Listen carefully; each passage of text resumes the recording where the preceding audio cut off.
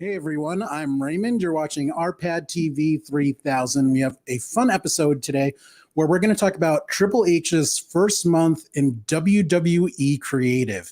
Before we get to that, I want to do some housekeeping. I want to give a shout out to my friends at the Cooper's Tavern. I'm going to talk more about them later, but right now I want to introduce my guest today. He's a very excellent person. You might know him as a longtime video game journalist from Electronic Gaming Monthly, EGM. He's also the host of one of my favorite podcasts, Geeks Who Like Sports. Let's give it up for Mr. Ray Carsillo. What's up, everybody? What's up, Ray? How's it going, buddy? Yeah, listen to that thunderous applause you're getting. I appreciate it. So, Ray, I want to do some background for the people watching this. Is it fair to say that you're more of an AEW guy than I am? At this point, I would probably say, I mean, I watch Dynamite, I watch Rampage, and I watch most of the pay-per-views and stuff. So I'm all on board with AEW. Yeah. It's not that I dislike them, but I just think you're a little bit more of a fan than I am. Yeah, no, definitely AEW. Yeah. So. Now, would it also be fair to say WWE has done a lot of bad stuff for, let's say, the last 10, 15 years. Mm-hmm. Is it fair to say that I am more forgiving than you are for some of the stupid shit that they do? Let's face it. They do dumb. I would say so. I mean, look, I always end up eventually coming back to WWE, right? But it definitely goes in waves, right? There's a point where I just kind of throw my hands up and I'm like, this is enough. And then I walk away for a year until a main event at the Rumble or a main event at Mania pulls me back in for a couple of years. And then it's like, then I throw my hands up again and it's just like, I can't. And like, but you know, since I've gotten on board with AEW, I've been with them nonstop basically for the last two and a half years. So for people who haven't been keeping up, about a month ago, Vince McMahon, who was in the middle of a pretty serious scandal, had to step down as CEO and also as head of creative. And now Hunter Hearst Helmsley, Triple H, he has been in charge of creative for about a month now, and there has been a lot of changes, and that's what we're going to be talking about today. So let us go down the list. How about let's do a quick 1 minute answer of what have you made of Triple H's first month of WWE? I mean, I thought it's been fantastic. I'll say this. I've added Raw and SmackDown back to my DVR. Yeah. Right. Like, so I'm watching again. I'm not all the way back to NXT 2.0, but Raw and SmackDown are regular viewing again. If I don't watch it live, I watch it after the fact. Like I said, I DVR it.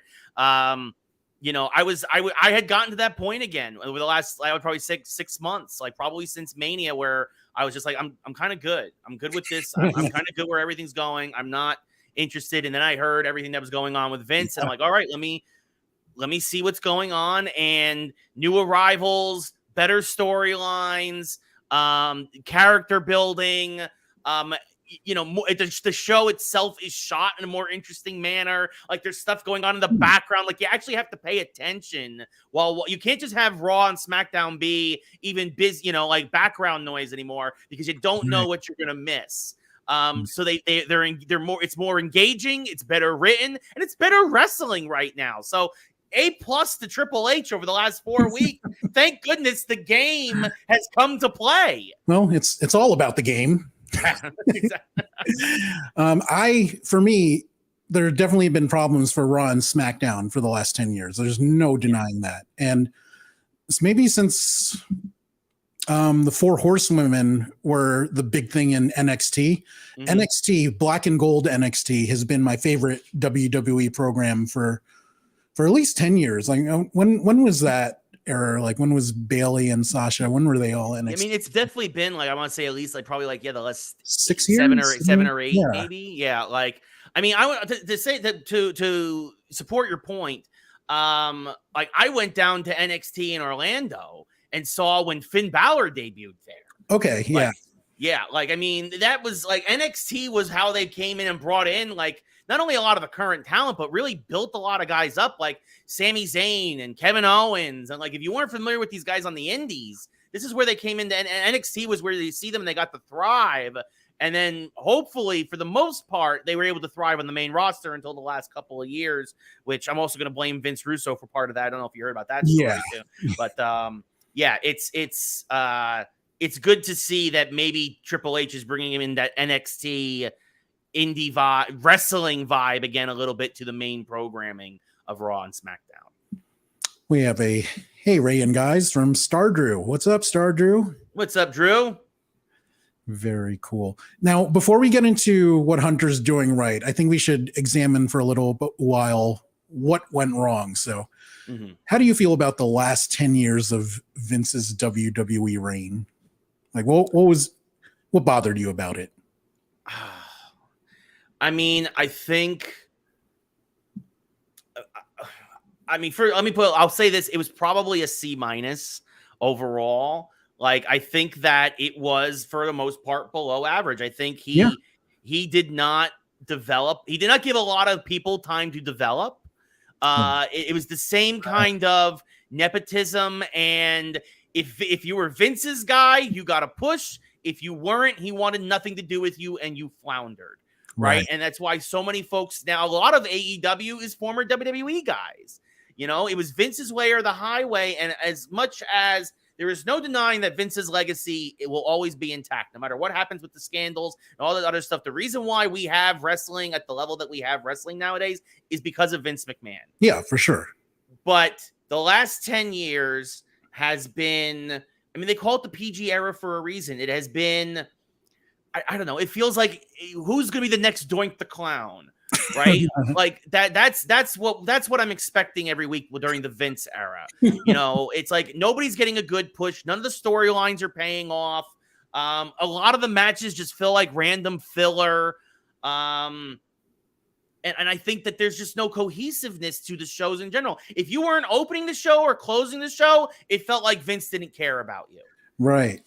See, my big problem for Vince, and this is something that I think AEW does very well, is the long-term storytelling.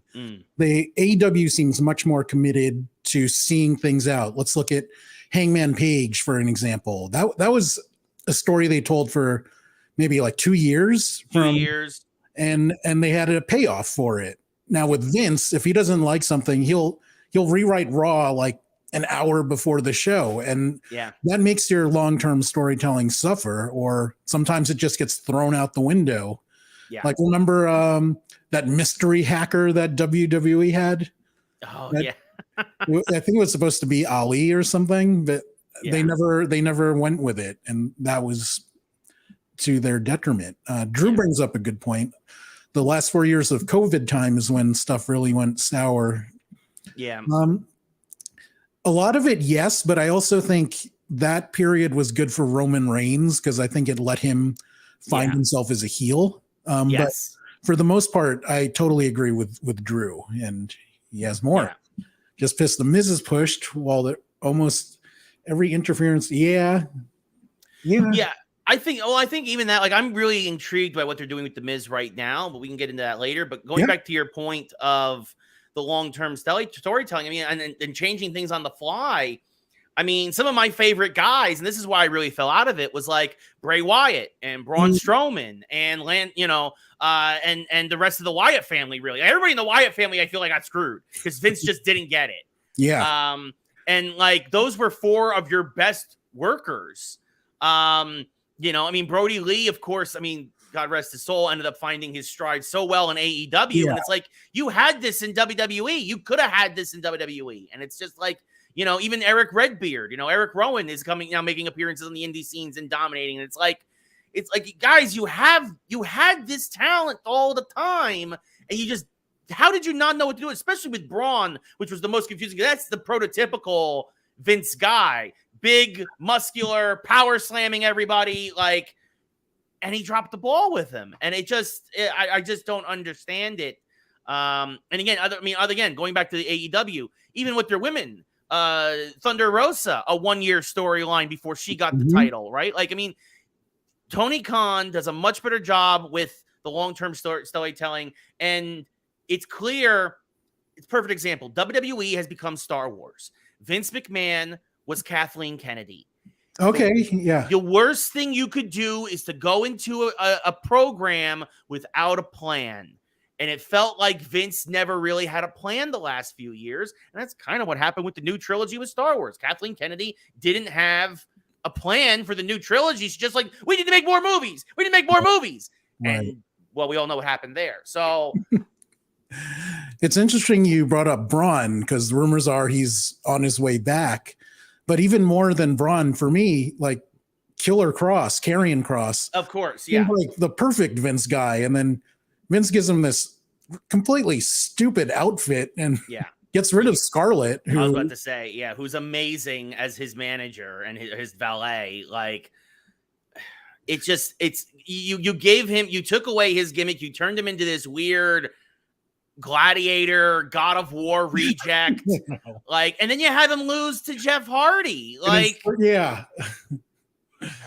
Oh boy.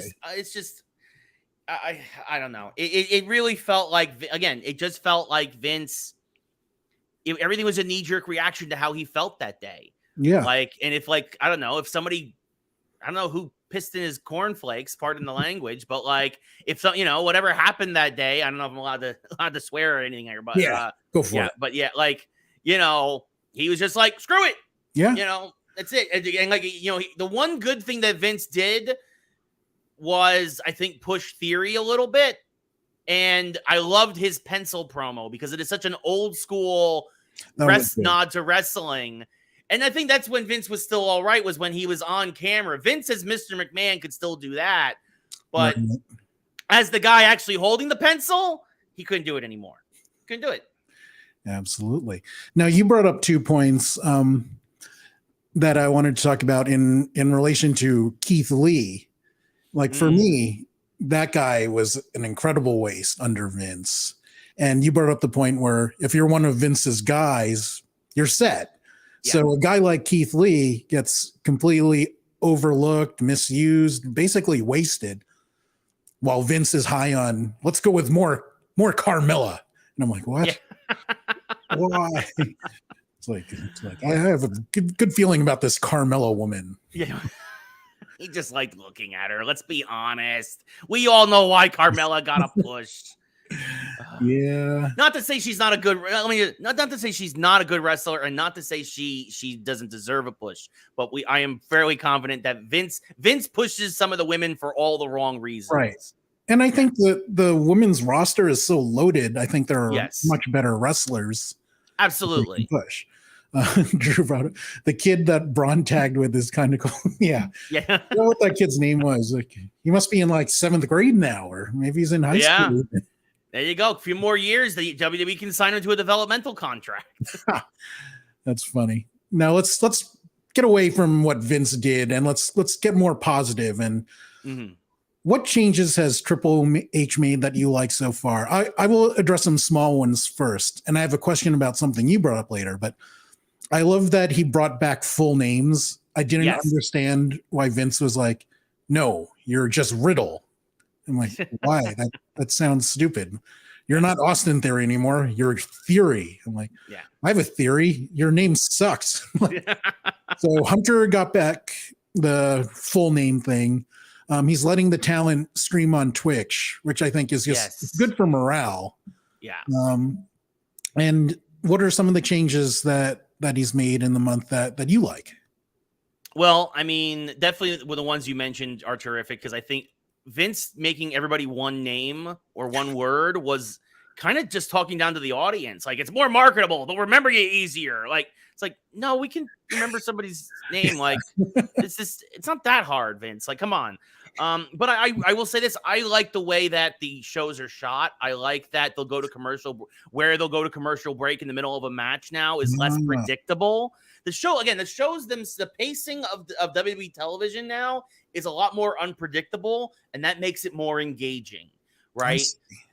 So I think that then there's definitely other little vignettes, things that have been starting to pay off, and I think will pay off, from car accidents behind promos with Doudrop and Nikki ASH to obviously Dexter Lumis has been a big one in recent weeks. I think that Triple H being like, let's use everything at our disposal to tell stories within stories, right? There's the A story, and then we have a B story. Right. And just being that is television. Yeah. That is good episodic television. And I think Triple H understands that medium much better now than Vince possibly ever has, but definitely right in the last few years. So yeah, the way it's been, again, the way it's been shot and the flow and pacing of the shows has been stellar, in my opinion, the last 4 weeks. And he follows up on things like you said with a car accident. There's a follow up to that. It doesn't just happen and then you forget about it next week or the week after. Like so far, everything, like Triple H, one of his big phrases he's known for is making sense. And so far, everything he's doing, it seems like it makes sense. And I appreciate that. And connecting the dots. Yes. You gotta connect the dots in wrestling. If you leave the dots unconnected, it leads to a worse product and unsatisfied fans and viewers. And it leads to guys like me taking you off my DVR for 6 months. Now he has been only in charge for a month. He had a pay-per-view early on that wasn't really fully his. And the one in Wales, I don't know. Do you consider that his, or maybe the next one will be his? I feel like Survivor Series is going to be his real first big test. I think that there are elements of his in Clash at the Castle. I think definitely Roman versus Drew has a lot of his fingerprints on it. The 6-woman tag match, I feel, has a lot of his fingerprints on it. Although I am not a fan of the fact that Dakota and Io Sky did not win the titles this week. I thought that was a weird. I understand it, and it's good because it was not predictable. But in a way, I would rather the predictable had happened in this case. Right. Because I think that while Bayley and that faction, whatever they're going to end up calling themselves, don't need titles, I think it would have legitimized them so quickly, unless they win and Clash the Castle. I will say that if Bayley does something like pin Bianca, I think that would make that match totally worth it. And then I can forgive them for not putting the tag titles on Dakota and Io. So, but we'll see what happens. But again, I feel like Triple H has plans within plans. Yeah. And I think that things will end up paying off. But I think there's still a couple of remnants of the Vince stuff. And this will be kind of like the end. I think Survivor Series, I'm really looking forward to seeing what they do with that. So. Okay, one thing that happened that I don't like is Io Sky. Where did that come from? She had a perfect. Her changing her name, that was. I think they just wanted everything to rhyme more nicely. I don't know. I guess. Yeah. I don't know. I thought that was a curious name change. I think it was unnecessary, but at this point, it's already starting to sink in a bit. So. Drew adds, I hope we see a women's pay-per-view next year or a year in the future. I would love another women's pay-per-view. For me, I think that's been more interesting for the last 5-6 years because the female talent, for the most part, they can do everything the men can do. The one exception is there isn't really like a super giant. There's no woman that's like the Great Khali. Right. Yeah. I mean Raquel's the closest girl there, maybe. Yeah, I mean, Raquel, Dewdrop, maybe, right? Those are your closest, like, heavyweights or powerhouses, we'll say, right? Like, but, I mean, I'm okay with that. Like, I don't need people, like, doing gorilla presses, the women doing gorilla presses or anything like that, But I think that, I think an all-women's pay-per-view would be interesting. I know, what was it, NWA did that, I think, like 6 months ago or something, which I thought was really, really interesting. WWE's done it before, so they'll do it again. No China yet. But I don't know. I think the women now are better than what China could do in the ring. At least I think China was a fantastic character. Yeah, I think China. I think China, of course, was limited by the time period. And even Beth Phoenix, right? China, like even her era. China crawled so Beth could walk. So. Bailey could run, right? Like, so I think that, we've seen an evolution, and I think that we're definitely seeing that. We don't have, I think aside from Bailey, we don't have a legit superstar woman right now in the roster. Charlotte is on the shelf. And obviously Sasha and Naomi left. Becky's still there. Becky's still there, but she's on the shelf as well, you know, with her shoulder. So, I mean, they're obviously trying to push Bianca. But I think I'll say this. I think the weird thing about reestablishing Bayley and her group is that Bianca, Alexa, and Asuka have, while they've wrestled them and done well, they've kind of been put on the, it feels like they've been on the back burner a little bit. I mean, I don't know if you saw Bayley and their group on commentary with Michael Cole and Pat McAfee on SmackDown last week was amazing. Yeah. Like, that was hysterical. I mean, Bayley should go do that every week. Every week when she's not wrestling. She's hilarious. And McAfee is, I think, the best commentator in WWE right now. Bing bong. Bing bong. Kind of a tangent, but where do you think we were talking about the different eras for women's wrestling? Where do you think it started to change from being divas to being, you know, they're just wrestlers now to me. They happen to be female, but they're awesome, really good. For me, I think AJ Lee was the first one where I kind of transitioned to like a legit, super good wrestler. And I mean, no disrespect to like Beth Phoenix or Trish or Lita. They didn't have the talent to work with. Right. I mean, and I think that even that, like, I mean, I think a lot of those women who continue to wrestle, like, I mean, Mickie James has proven herself to be an amazing wrestler. But when she first came to WWE, I wouldn't even say she wasn't. I just think that she, like you said, she didn't have the opportunities. It was really her and Trish, right? Like, and then Beth, like, you know, I would say, I mean, look, AJ Lee's a good one. And shortly after her, I would say Paige, obviously. Yeah, you know, like that's your transition. Because even then AJ was taking on like the Bellas and stuff. Yeah. You know, it wasn't quite there, but like Paige like made everybody raise their game. And obviously then after that you had Charlotte and you had Becky and you had Bayley and you had Sasha, and the dominoes have really fallen since then. So yeah. And I like, I mean, I'm a heterosexual male, so I like watching these beautiful women have awesome matches. I mean, I mean, it's great. I mean, and that's honestly, it's part of it's also why it's great in AEW too, is that like the women who Vince did not push in WWE, like Toni Storm, are tearing it up in AEW. And it's great that her and Thunder, I mean, until Thunder got hurt, but her and Britt Baker, don't forget Conti. I like Conti. Conti's great. I'll say that I like Conti more as a face than I do as a heel with Sammy Guevara. I think Sammy's getting lost in the mix. I know this is going off on a real tangent, but I think Sammy's getting lost in the mix, and Ty Conti's getting lost in the mix along with him because of this whole Jericho Appreciation Society. Right. I feel like I like the idea of that faction, but the only people I'm interested in that faction are Daniel Garcia and Jericho himself. Same. I think they're kind of wasting Swagger, Hager there. Yeah. Who just had an awesome match with Danielson. Yes. And like, this is what this guy can do. But instead he's like the Jericho Appreciation Society jobber for reasons that I don't get. But I don't know if he's got MMA commitments and he can't be there every week, I guess, or like, but he's still doing that? I didn't know. I thought he was still doing Bellator sometimes. I'm not sure. I don't know. But still, even that, like the tag team, what's it? Daddy Magic and I don't even remember the other guy's name. Like, I'm sorry.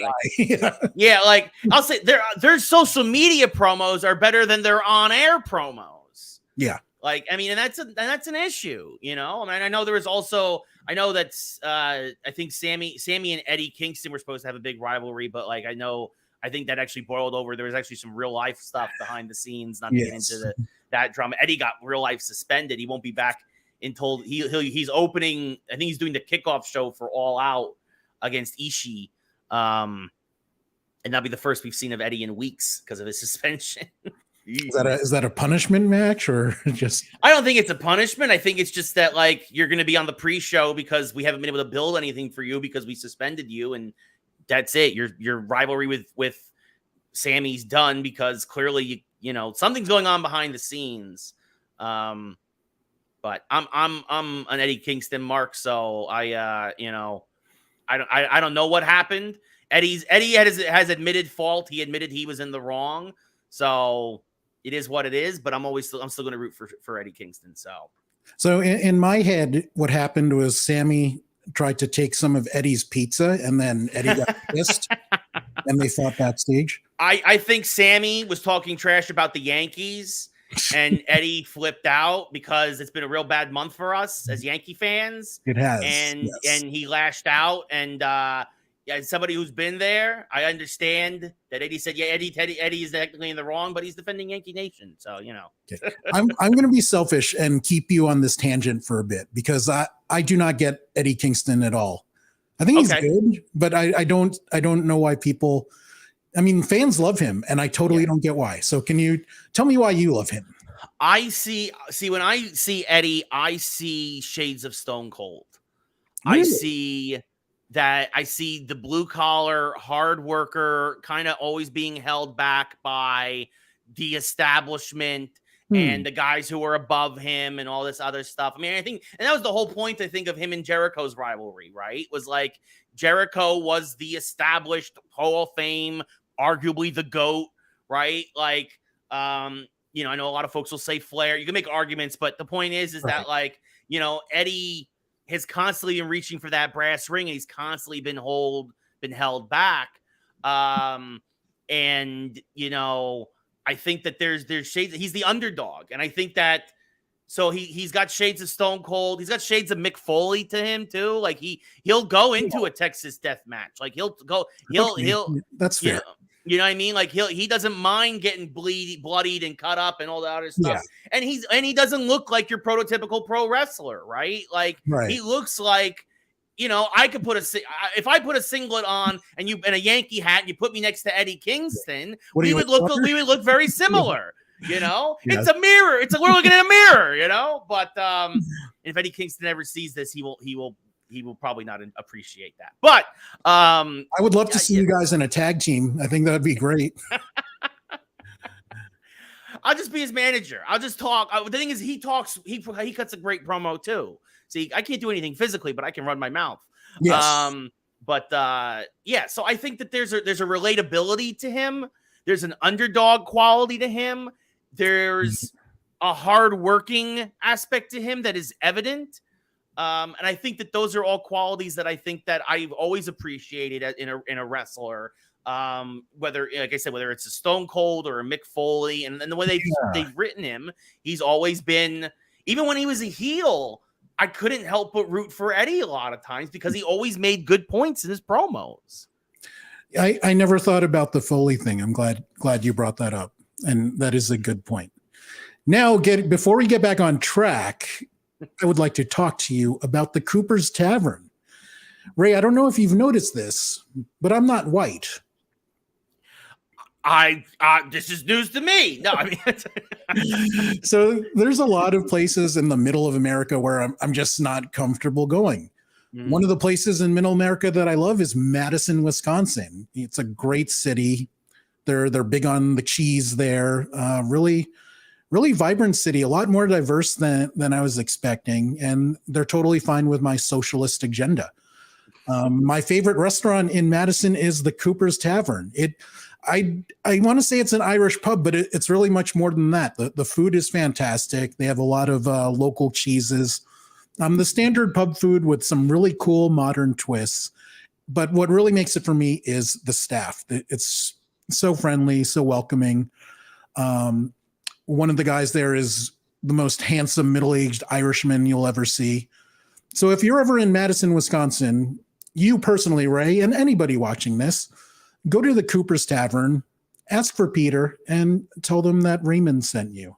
You won't regret it. It's a really wonderful restaurant. How was that?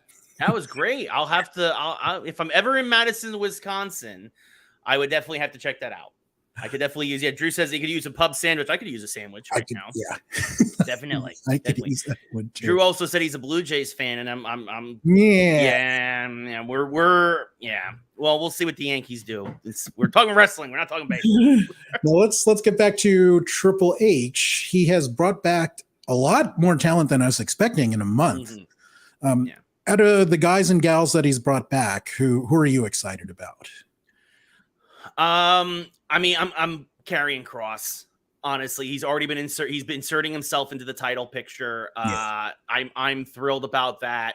He got, I think, the rawest deal out of everybody, I think, who was let go. I'm excited that Johnny Wrestling, Johnny Gargano's back, but I think definitely top of the list is Cross, I would say. For me, it's Gargano. That guy is just so versatile. He's Shawn Michaels-ish kind of worker. So you can put him in the ring with anyone, and 99% of the time you'll have at least a very good match, if not a great one. I did not know he was as good as comedy as he was when he had the Way faction. I thought that was great. Like I think he really helped Theory become interesting, because he was just kind of bland early on in NXT. And that whole thing with Johnny being his son, that they did some great work there. And I didn't know Gargano was that funny. Dexter Lumis, who the whole Index thing cracks me up. I don't know why, but I just think it's so funny. Like, well, I hope that it means that Indy's going to get called up to the main roster now soon. But I just want to see. I think Dexter, how they're using Dexter with this creepy stalking the Miz thing, and they've made Ciampa relevant again with the Miz, and like, I think this is great. I think the Miz is super, super underrated, and I think using him to help put these other guys from NXT over is a great use of him. And he's always down to clown and do whatever. And I think, I absolutely love.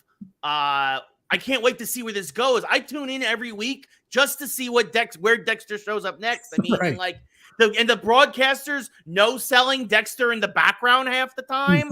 Like when the Miz walked by and he was the security guard this week, and then he went back to him, he's a different dude. And it's like the Miz is seeing things again. This goes back to what I was saying earlier about Triple H is shooting this like television. Right? Like, because we all see it. We know the Miz isn't crazy, but everyone else is playing it off as it is. And I think it's just hysterical. I think it's so well done.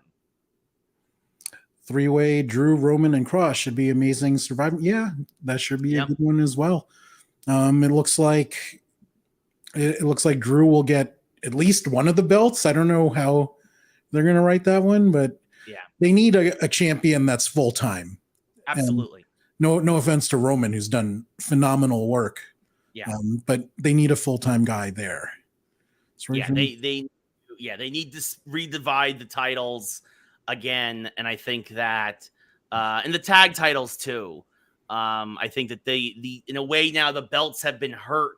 The fact that they've been unified, and that they're like you said, they're not being as used as much. And USA Network has actually said this has been one of their major complaints, that they don't have championship gold there. I mean, I will say this, one of the other things I appreciate that Triple H has done, he's making the US title and the Intercontinental title relevant again, which has been a thing that has stuck in my craw for forever. I think Bobby Lashley is doing amazing work. I think Walter or Gunther or whatever you want to call him, I still think of him as Walter. Well, so do I. Yeah.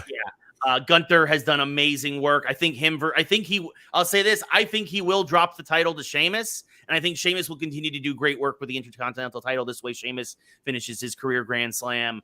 And I think honestly, actually, I would love to see those two just go to war with each other for like 6 months. I think Sheamus and Gunther would be an amazing rivalry that maybe like starts here at Clash of the Castle and maybe continues all the way through the Rumble or something. Like, I think it would hurt just watching those matches, just them beating those guys hit so hard and they look so stiff that I'm like, ow. But that's the definition. That's the Intercontinental title has always been the best worker. That's the worker's belt. Yeah. Like, and I think that's like a 6 to 9 month program with those two. You want to talk about putting some polish back on that title? That would do it. Absolutely. Oh, there's another small thing that Triple H has done. I think you're allowed to say belts. You're allowed to say wrestler again. Yes. All these stupid rules that Vince had. Michael Cole can be an actual broadcaster again. You can say hospital, not. What was the phrase they use? Like local medical facility or something? Exactly. It's like, oh god, they just seem dumb and random, and they make no sense. I mean, and the fact that they're PG-13 again. Like, I mean, the Riddle dropping F-bombs, even though they bleeped them out, but Riddle dropping F-bombs this week against Seth Rollins, it's a big deal. The fact that Seth could go, like, the fact that they sprinkled in a little bit of reality into their promos. I didn't even know Riddle was getting a divorce. Like, I had no idea. Like, I don't pay attention to their personal lives, but he says that, and you and me go, oh, that's a low blow. That was and Seth got like super serious. Like, yeah. We needed that. We needed that from Seth freaking Rollins. No more Joker bullcrap. Like, give us the dark Seth. Give us the Seth who's going to take that, like, go burn it down guy. Yeah. I like that guy. I don't like when he gets too goofy. I'm with you there. I think he's better as when you're not sure if he's crazy or not. I like that guy. Yeah. Going back to Gargano, one of the things that I like is, Vince was always a big size guy, so he didn't let the smaller guys, most of the time, let them have a chance, like Ali, or I guess we can say Mustafa Ali again, since he has both of his names, Gargano, and even all those guys who are great workers but not necessarily the biggest guys. It looks like they'll get more opportunities under Triple H, and I'm totally down with that. I just think good matches. I don't care how big or small the guy is. Yeah, well, I mean, that's the thing, right? Like, I mean, look at Rey Mysterio. Mm-hmm. Like, he's still putting on great matches. Like, you don't need to be a 6'7" giant. Like, you can be 5'8" and fly around the ring and like be a Ricochet or be a Johnny Gargano or be a Mustafa Ali and still put on great matches. Like, I mean, that's another great one. Ricochet, like when Ricochet started winning matches again, I'm like, oh yeah, Triple H is in charge. Yeah, exactly. It's like, oh yeah, this guy's good. Yes, and he can win. He can beat some guys. Yeah. So that's good to see. That kind of brings us to the next point. Who are some guys you'd like to see brought in that were Triple H guys, or maybe guys that are there but now have crap gimmicks that he can repackage? LA Knight. Please fix LA Knight. I don't even remember what his Maxim model, whatever it is, thing is. Like, please bring back LA Knight as LA Knight. Yeah, that's the first one off the top of my head. Mansois just cracks me up every time. Mansois is hysterical, and Maxine as like their manager, their valet. I think that works. But let's bring back LA Knight. Let's make him legit. The dude can wrestle. Like, great even if he's great talker. Even if talk about a guy who you could put right into the U.S. title picture or the Intercontinental title picture, and like it would make sense, right? Like, definitely he's not ready for like main event stuff, but U.S. title against Bobby Lashley, absolutely, I would want to see that. So that's the one right off the top of my head. Of course, obviously, I want to see them bring back Bray. I want to see them bring back Braun. However they may do that, I think they would be properly utilized, definitely under a Triple H regime, for sure. But yeah, those are the ones off the top of my head. The Vikings are still there, by the way, Drew, and they have gotten much darker with Triple H, and I am all for it. Yeah, I like that. Maybe it's too late, but I like their old name better when they were the War Raiders. It was just more badass, and it made more sense. Yeah. And then weren't they for 2 weeks? I think Vince had them as the Viking Experience, which I'm what does that even mean? It's like the Jimi Hendrix Experience, but with the horns. So my guy that I'd like to see repackaged is Dominic Dijakovic, who had phenomenal matches with Keith Lee. He's a giant guy who can do cruiserweight things, and when they brought him to the main roster, they put him in that stupid faction, and they changed what was his name, like Slapjack, or is the other guy? Yeah, I don't even remember what they turned him into. Like, they gave him a stupid mask, and they wouldn't let him wrestle in that high flyer style, and he's like incredible in the ring. Maybe he needs a manager. I never thought much of his mic work, but he didn't get to show anything under Vince, and hopefully Triple H gives him a shot. Yeah. Well, I mean, I think that's the thing, is I think that under Triple H, I think that's what everybody's most excited about, is that they will get a chance. They'll get a chance, and that's all a lot of guys ask for, right? If they fail, it's on them at that point. But so many guys didn't even get a chance with Vince that it's hard to it's hard to blame them if they're a little jaded, a little bitter, or like a lot of folks, they jumped over to AEW or went to Impact or whatever, or went to back to the Indies, like for good reason. Yeah, I think now between the guys that we mentioned, whether they're new guys or guys that are being repackaged, I think it gives the shows a sense of what's going to happen next week. Who's going to come in now? And I love that unpredictability. It feels like the Monday Night Wars. Like who's going to show up? Like, I'd like to see Pete Dunne go back to being Pete Dunne instead of Butch. Is that his name? Yeah. Yeah. But I am looking forward to his match this week against Ludwig von Kaiser.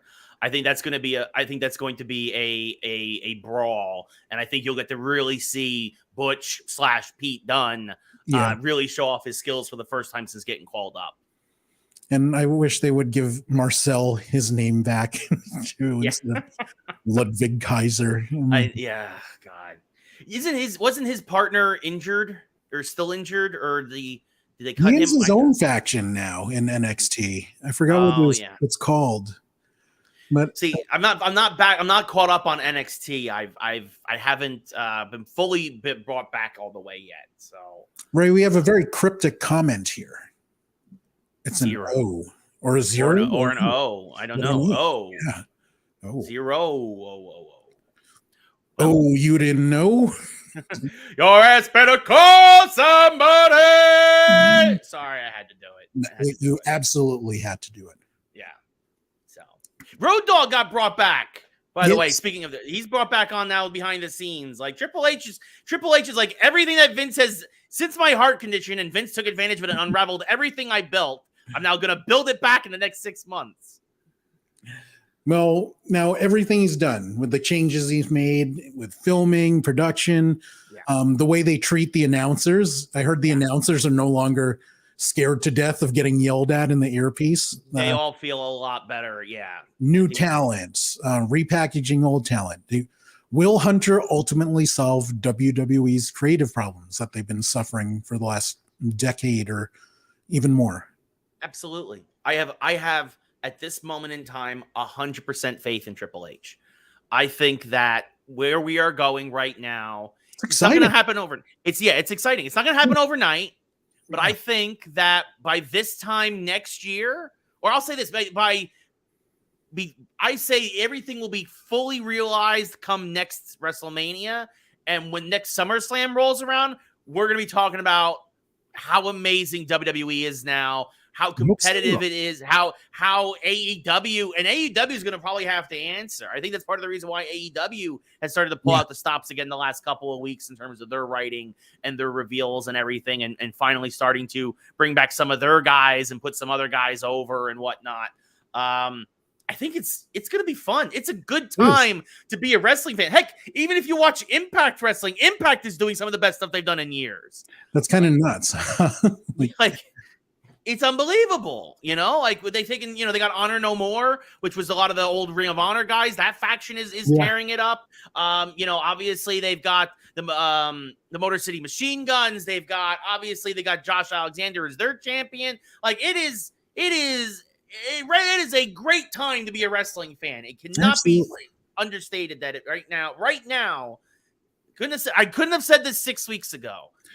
With WWE, but I can say right now it is an amazing time to be a wrestling fan. Like wrestling in general is better when WWE is doing well. Like a rising tide lifts all boats and all that stuff. It's like when the Yankees are winning in baseball. Yes, everything is.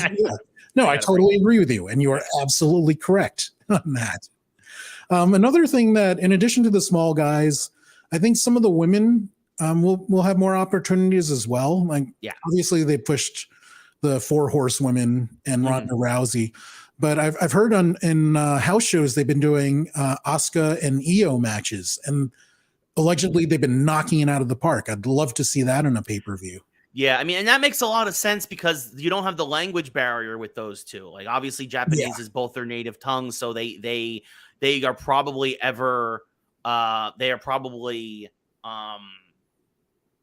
able to communicate a lot better than they are in other matches. So I mean, that's not surprising. I can't wait to see Nikita Lyons continue her push. I know she's doing very well in NXT. Obviously, Toxic Attraction in NXT. I was so sad when Gigi got injured, right? When they got injured. Yeah, I thought that would have been them versus Io and Dakota would have been an amazing tag match. And Mandy Rose is tearing it up as the NXT Women's Champion. So, I mean, I can't wait to see, I think that when she drops that belt, I think she will get called back to the main. I think Toxic Attraction as a whole is destined shortly for the main roster because that has just been a dominant women's faction in NXT. And I think it would play so well on Monday Night Raw in particular. So, yeah. We have a question. Do you ever think we will see R-rated wrestling ever again?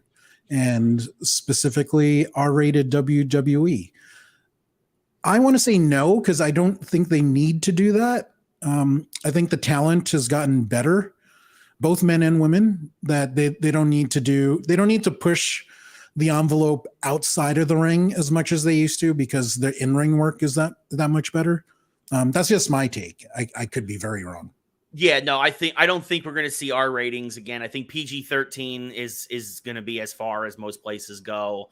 Yeah, you just get more advertisers that way too. Right, exactly. Right, that's the sweet spot. PG-13. Right, there's enough there for the kiddos, but there's also enough there to keep fans like us, right, like together and engaged and involved. And so I think that's the PG-13 will be the sweet spot. I don't think you're going to see a lot of R-rated stuff unless you'll have like indie, like a GCW, you'll have like indie factions, like those guys are always going to be like for sure R-rated with all the crazy death matches and stuff like that. But I do not think you'll see AEW, WWE, or Impact ever go full R.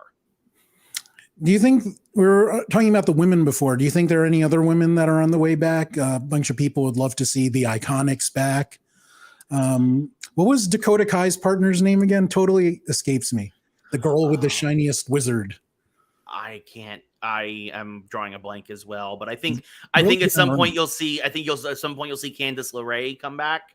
Yeah, that makes sense. Yeah, although, I think maybe she's just enjoying being a mom. So that it's true. I mean, and it sounded like the Iconics were kind of happy in retirement as well, right? They went over to Impact, they won the tag titles there, and then once they lost, they had a short program and lost those, and then they're like, they became the inspiration in Impact, yes. And then they retired. Yes, exactly. And then they retired, and it sounds like they're going full-time modeling, which good for them. Tegan Knox, I looked it up. Hey, that's right. Yes. Hunter was big on her, and I think she's really good in the ring, but yeah, it seems like she tears something in her knee every 3 months. That's the sad. I will say that is the sad thing, is that a lot of injuries in NXT, a lot of just bad luck injuries, right? Nothing like crazy, or nothing like when Ridge Holland broke Big E's neck. Oh man, that broke my heart. Same, because he's that guy. He's such a good guy. Yeah, he's such a good. I've met him. And I'm so glad to hear that he's doing okay. Like, I mean, overall, like the sad thing is he may not wrestle again. Right. Like, and they talk about the power of positivity and all that, but that guy has been way more positive about a broken neck than he has a right to be. It's absolutely fantastic. Yeah, I think that. I hope he makes a speedy. I hope he ends up recovering. I hope he ends up getting back in the ring. But if not, I'm sure WWE will do something with him behind the scenes as a producer or something or other. Even maybe or even just somebody on the mic, because like, but yeah, that was just unfortunate. I mean, look, it was a tough spot. Like Ridge Holland's strong enough, but that's not easy doing a belly to belly over the top suplex with that big of a guy. With that guy that big, yeah. Like that was just a tough call. Like it was literally a very bad break. It just, but yeah. So, and also I want to correct. I think Drew mentioned Sting is not in Impact. Sting is in AEW. He's in AEW. You are correct. We are in agreement that we're both excited about WWE for maybe the first time in a decade or something. Yeah. Outside of NXT, because Black and Gold, though, that Black and Gold was great. Yeah. And then when it became the Rainbow, when it became the Skittles brand, I was like, I'm done. Yeah. I same. Total agreement. We both think that WWE will be in a better place a year from now. That seems certain. It's like the only thing that could stop them is themselves. Mm-hmm. Now, my question for you is this, and you touched upon this a little bit already. Should AEW be scared because they're the next biggest competition? I think AEW should be a little worried. I mean, there's already been rumors that there was WWE was reaching out to AEW talent about when their contracts would be up, and Tony Khan called an emergency meeting and was like, I am not going to tolerate this. Yes. And his legal team reached out to WWE, be like, don't do this again. And I'm sure that there are going to be some folks that when their contracts are up might go back to WWE. Yeah. There's already rumors that Bobby Fish might be one of those guys because Bobby Fish is not going to get re-signed by AEW. Or he chose not to re-sign. There are a bunch of rumors. Yeah, tons of stuff. Bobby Fish guy too, so I'd love to see him get more stuff. Yeah, but especially, I also feel bad because Adam Cole got a big deal and O'Reilly got a big deal and Bobby Fish did not get a big deal. And so, do not expect a lot of the Undisputed Elite, as they were called in AEW, a lot more of them. But then again, now that Kenny Omega's back, you don't need them anyway. So not that you don't need that, but you don't need that faction, I mean. So that was a question I had for you. Do you think Omega was rushed back? Because to me, he doesn't look quite ready. Yeah, no, I think he was rushed back. I think is it because of Hunter and what he's doing? Did they rush him back because of that? I think it's a little bit of that. I think it's a little bit of AEW. I think that it made a lot of sense for the stories they were telling. I think that they had planned for him to be back at this point. I think that maybe his rehab is just not as progressing as quickly as they would like.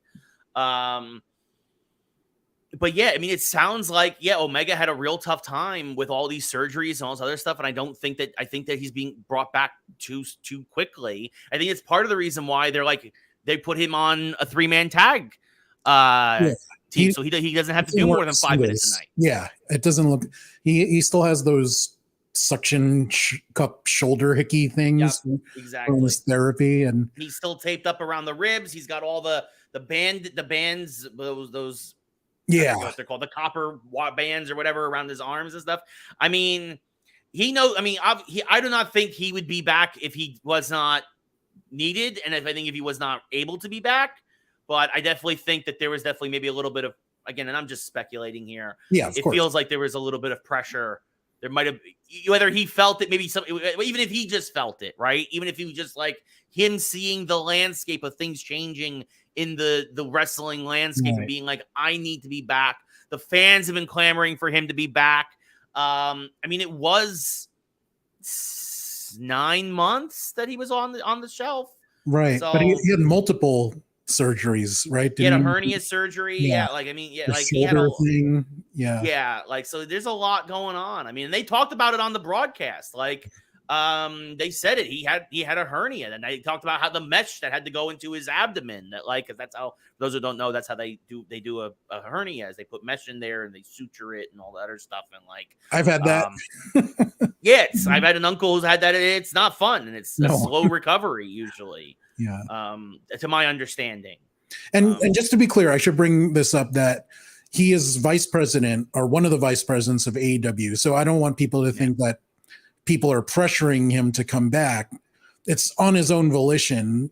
Maybe he pressured himself into coming back. Right. He felt like he needed to come back early. So yeah, I don't want anybody to think that someone was risking his health. I don't think Tony Khan is being like, Kenny, I need you back. I don't think that's happening either. I think it's more the landscape, and he kind of just by osmosis kind of felt like the pressure of the situation. And I guess maybe the video game's in such a good place now, Fight Forever, that he could probably take a step back from that too. So shout out to to our friend B Will.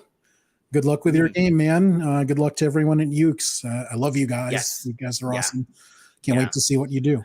I mean, it won sports racing game of Gamescom, so I'm cautiously optimistic. I am looking forward to it as well. So let's see. Now, this is a total tangent here. Have you ever watched the AEW post pay-per-view press conferences or clips of them? I've seen some clips, but I've not really watched them that much. Like if it's something newsworthy, like when Punk, after Punk won, I think the title, and he had a couple of interesting things to say, and Tony Khan usually has something interesting to say, but I would not say I have gone as far to watch the post pressers. Right. But yeah, have you seen the moments where a new person comes in to the podium and like Tony Khan bear hugs them, and it just seems so weird to me. Like he's the owner and CEO of this company who's like hugging his employees, and I guess that makes sense in the sports world. But could you imagine like Vince doing that at a press conference? No. I would say if it was somebody who had long been gone and come back, I could see. And if somebody really close to Vince, I could see that happening. But like, Tony, I don't know. I think he's everyone. I was gonna say, Tony. I think Tony's just a really big fan, dude. I think he's just a fanboy like the rest of us. And I think that he kind of marks out sometimes, and like, it's he does. Hey, look, I'll take a Tony Khan hug. Like, I'll like, why not? Like, why not? I mean, I'm a big fan of what Tony's doing with AEW, but sometimes I wish he would give more attention to the football team he owns in England, because those guys need. Oh, that football team! I thought you were talking about the football team he owns in Jacksonville. Well, because he doesn't pay that much attention to them either. Doesn't his dad own that though? But he's like the general. He was there in the draft room. Like he's like the general manager of the Jaguars or whatever. Yeah, like, I know he has an executive position. Yeah, for sure. And same at Fulham. He's still like director of football operations. Tony Khan, if you need somebody to help you fix the Jaguars, I can help. Because I'm a phone call away. I'm super cheap. I promise I can do it. I'm ready. Assistant GM right here. I vouch for this man. He would 100% help you. Yes. And by the way, Tony, if you need help with Fulham, I would love to live in London for a while. Do some some blogging, get people to know the players. Craven Cottage is an awesome stadium. To me, that's one of the few stadiums that I really want to visit in England. It seems like the platonic ideal when you think of a classic soccer stadium. Craven Cottage, I think, is a gorgeous ground. So, yeah, Tony, hire us. Yeah. Or if you need help with the AEW Fight Forever, we're both qualified for that. Yeah, true. they seem to be in good hands. No, they do. They do. Absolutely. I look, it is my prerogative to shill every time I come on air for somebody to be like, I'm available if need be. Yes. I'm a mercenary at this point, baby. Hired gun. I'm ready to go. Have you any interest in the gasoline distribution business? I may or may not know a few guys there. That would be. I'm sure I would be able to make a lot of a quick buck there for sure. Ray, can you take this one because I have no idea what the Jaguars can get close to 5, 8, maybe. Are you talking about? Are you saying that you think the Jags minimum will win 5 games, maximum win 8 this year, Drew? I think the Jags will be better than they were last year. I think they lost a lot of close games, but I think that the Jaguars are still very much in a rebuilding phase. I think they they had a solid draft. The question is going to be, is Trevor Lawrence an NFL quarterback or not? How will he progress from year 1 to year 2? I think that team will still live and die with their quarterback, as most teams in the NFL do. My Giants the same way. Can Daniel Jones finally pull his head out of his ass? We'll see. Probably not, but we'll see. I think the Jaguars, much like my Giants, I think the Giants will win 7 games this year. I think the Jaguars will win 6 or 7 as well. So there we go. I will just have to take your word for that because I have no clue. It's all good. We're 10 days away from football season kicks off. Actually, the kickoff game is next Thursday night for the NFL. But most of the slated games will be Sunday, September 11th. Will be most of the slot. So, yeah. Real football started last month, man. Oh, okay. We're gonna go there. We're gonna go. Yes, we are. Okay, Drew has a follow-up. if the Jags can be a little bit better than last year and not be dead last. Were they dead last year? Yeah, they were dead last. They had a couple of upsets, like a 9-6 win over the Bills, but like they lost a lot of close games. They upset the Colts in the last game of the season to keep the Colts out of the playoffs. They played the spoiler there. But trying to think, Titans, Colts. I'm trying to think who else is in that division. The Texans. The Jaguars should be better than the Houston Texans, yes, but that's about it. I think the Colts with Matt Ryan should be a playoff team this year. I think the Titans, though, are still the team to beat in that division. It's going to be them, too. The question will be quarterback play, but they have the best running back in the league, in my opinion. As long as he stays healthy, I think the Titans will be fine. I think it's a fight between the Titans and the Colts, but I picked the Titans to edge out the Colts. And now with 7 teams making the playoffs from every conference, should be an interesting AFC playoff picture for sure. But yeah, so there we go. There's your NFL tangent here on RPadholics.tv. Again, I have no idea what any of this means, but I trust you, and it sounds very impressive. Thank you. And I will believe you. So we are going to wrap things up. If you guys have any additional questions, please type quickly. Wow. Yes. Non NFL stuff. We'll stick to the topic at hand. Wrestling. Yes. What AAA? Are you guys happy with Triple H? Are you excited about what he's doing? Do you think he's doing a good job? Are you excited as we are about the future of WWE? Yeah. One last note, I want to mention that I'm so happy they brought back Hit Row as well. Oh yeah.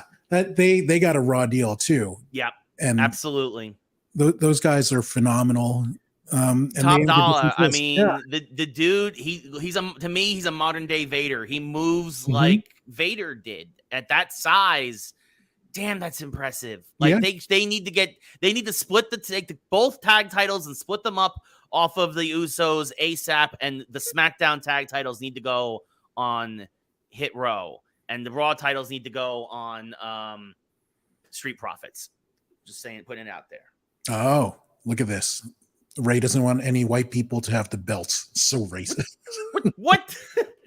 The best tag teams outside of the Usos. I like them better than the Usos. I'm totally high in the Profits, but it looks like they seem pretty close to splitting up. I think if Vince was still in control, they were going to split them up. Yeah. And I think Triple H is like, not yet.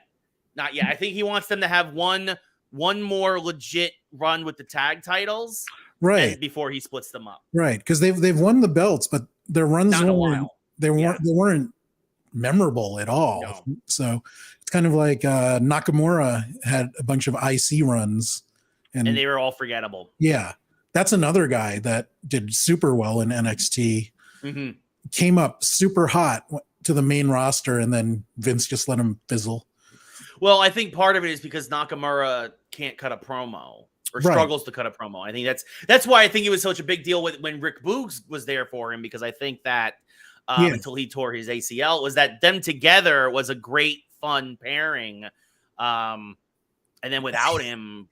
And it was always cool to see McAfee get up on the table and play air guitar and kick Cole sometimes. Yes. God, McAfee's so good. He's so good. He's a tremendous talent. There were rumors that some guys in the NFL were calling him to come back to punt for this year. Really? Yeah. I don't know anything about his NFL careers. Was he? He was one for a decade. He was the best punter in the NFL. Like that's how. Wow. Yeah. Like he was an all-pro, all-decade team in the NFL. Like he was that good of a punter. Dude was legit. I don't know. Like not a lot of punters ever go to the Hall of Fame. It's like Ray Guy and like that's it. Another guy named Ray, but like that's it. Like there's like one punter in the Hall of Fame. So like I don't think McAfee's chances are that good. But like if they were gonna put a punter in the Hall of Fame, another one, McAfee would probably be near the top of that list. Let me ask you this: Are punters, place kickers, are they cut from a slightly different cloth than typical NFL players? Because there was a guy, we have McAfee, who's a big wrestling guy now. There was that other guy that was big into World of Warcraft. I forgot what his name was. He was up in Minnesota. Chris Cluey. Yeah. I mean, kickers and punters, I mean, they only come in for like 3 plays a game. So like they have to put, occupy their time a lot of other ways, even in practice, right? They're really not, they're there, but they're not really there. Like they do their sprints and they practice their kicks, and like, not to say that obviously they're not footballers, because they play the, but I mean, especially guys like McAfee, who are more athletes. I mean, and there are a couple other guys like in the league right now, like Justin Tucker of the Ravens. He's probably a Hall of Fame worthy kicker and whatnot, but it does. Drew brought up an interesting, and punters could be good soccer players, and the reverse. Actually, Harry Kane, he's been probably the best English striker for the last 10 years. Maybe not the best right now, because Erling Haaland is better than you. Haha. But his dream, actually, one of his dreams is to be a kicker in the NFL when he's done with the other football in England. Yeah. And one of his role models is Tom Brady, because they had similar paths in that when they were coming up, they weren't thought of as top guys. But when they got into the league, they worked super hard and became top guys. So he identifies with Brady a lot. And actually, that happens a lot. A lot of times in college, like college soccer players will transition to football because there's more of a career after college. So a lot of the kickers in the NFL do have soccer experience of some kind, or even that, like sometimes if a kicker gets hurt in the NFL, it's rare, but it happens. They'll go around and look at soccer players as much as they will guys who actually kick footballs. So yeah, so there is a 1-to-1 between those two skills. So see, in my experience, I don't know a lot of college soccer players, but the two that I work with closely are personal injury lawyers. So I don't know how that went from there. Like, well, I mean, if the Raiders need a kicker, they might call them up if they still kick. So there you go. No, they're definitely not at that age now. They're older than I am. They're not going to the Raiders. Oh yeah, never mind. That's never mind. Yeah, never mind.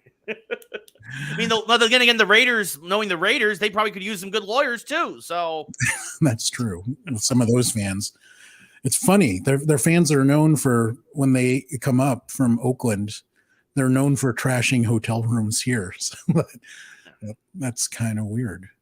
Well, that Raider Nation is unique. Unique. That's a very nice way to put it. Yeah. But Ray, I want to thank you again for joining me. Great conversation as always. Great catching up with you. If you guys have any questions for Ray, please drop him a line on Twitter. There you go. If you want to watch Geeks Who Like Sports or watch any of Ray's streams, where did I put your Chiron? Did I erase her? He's all. It's real easy, folks. All my social media, Twitch, Instagram, Twitter, it's all my name. TikTok, it's all Ray Carsillo. So yes. So please, and I cannot recommend Geeks Who Like Sports enough. It is a fantastic podcast. I can't wait for you guys to get going again regularly. Yep. We've got some things in the works. Hopefully, cool. Fingers crossed. So exciting. Yeah, we're getting back to that point where we've got the itch, and but we'll let you know when things have solidified. So, and don't forget, if you're in Madison, Wisconsin, check out the Cooper's Tavern. It is a fantastic restaurant. You will love it. And please, guys, subscribe, like, and all that good stuff. All my social media is at the bottom of the screen there. You could always use some YouTube, Twitch, Facebook likes, and all that. Every little bit helps. Thank every one of you for watching and hanging out with us. And please join me tomorrow, where I will be joined by two guys from England, Marcus Spear and Rob Smith, as we talk about the Premier League transfer window. I've actually been busy today, and I've missed some of the big trades, so I need to catch up and figure out what's happening. So I'm Raymond. You've been watching RPad TV. We'll see you next time.